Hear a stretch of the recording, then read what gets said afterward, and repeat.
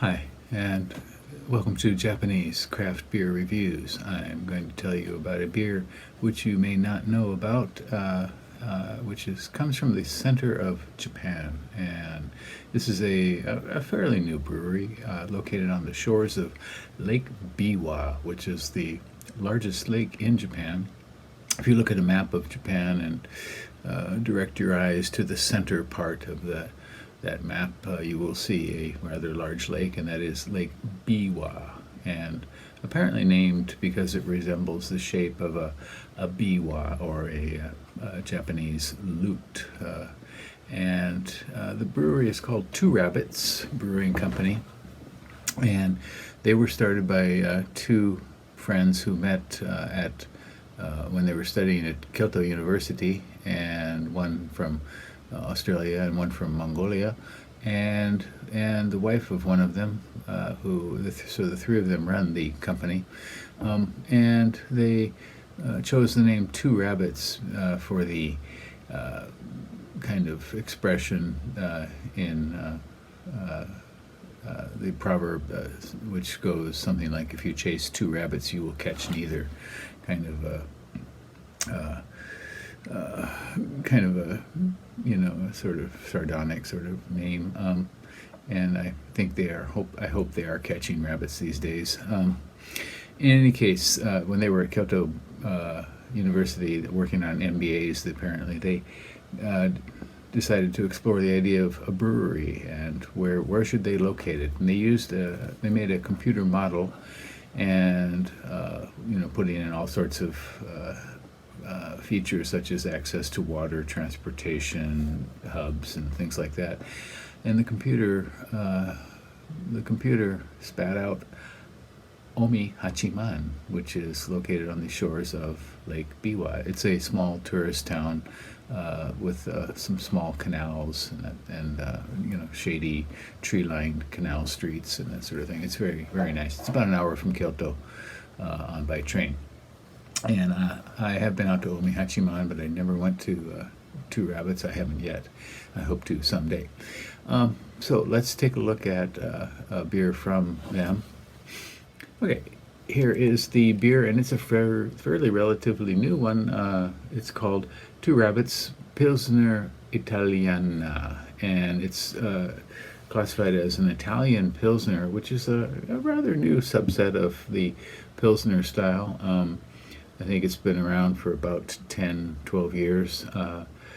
Started in Italy, of course, and by a brewer there, and apparently the head brewer at Firestone Walker in California met him and was so impressed by his passion for this style that he decided to make one in California at Firestone Walker. And basically the style is this Pilsner, and the idea is to create a nice balance between the hops, the malt, and the yeast.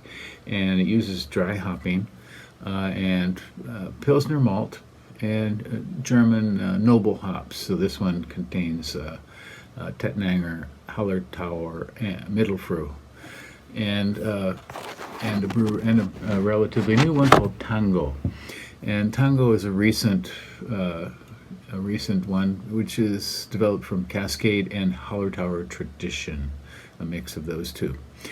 So the idea between these should be a balance between all of these things. This one is 5.5%, 30 international bittering units, and this is a 360 milliliter can, so we get a little extra out of it. It costs 637 yen where I bought it, and I'm going to say that's, with the yen right now, it's about $5, so a little bit pricey. Only one rating on Rate Beer when I checked, and 4 ratings on Untapped. Okay, let's see what we got. Well, it is very, very light, completely clear. It's even lighter than pastel. I don't know what to call this yellow. All right. Okay, it does have a clearly Pils malt. The hops are a little bit green, slightly weedy. Overall, it has a kind of sweetish sort of impression.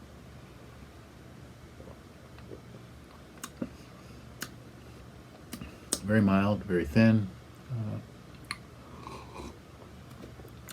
Nice Pilsner malt, for sure. Hopping's very mild. It picks up in mid-palate a bit, I guess, but this is very drinkable.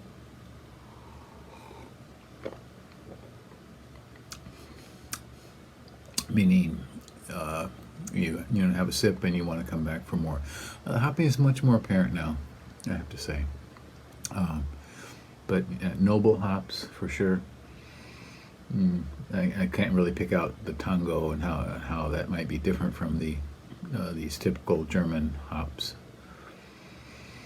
But it is very, very pleasant. Yeah, so you might want to give this one a go. Again, it's called Pilsner Italiana, and it's got the nice, the Italian flag motif, and Gregory Peck and Audrey Hepburn on their little bike in Roman Holiday. And so give it a go and let me know what you think. Please subscribe to the channel and leave me a comment. Okay, let's talk about beer. Bye-bye.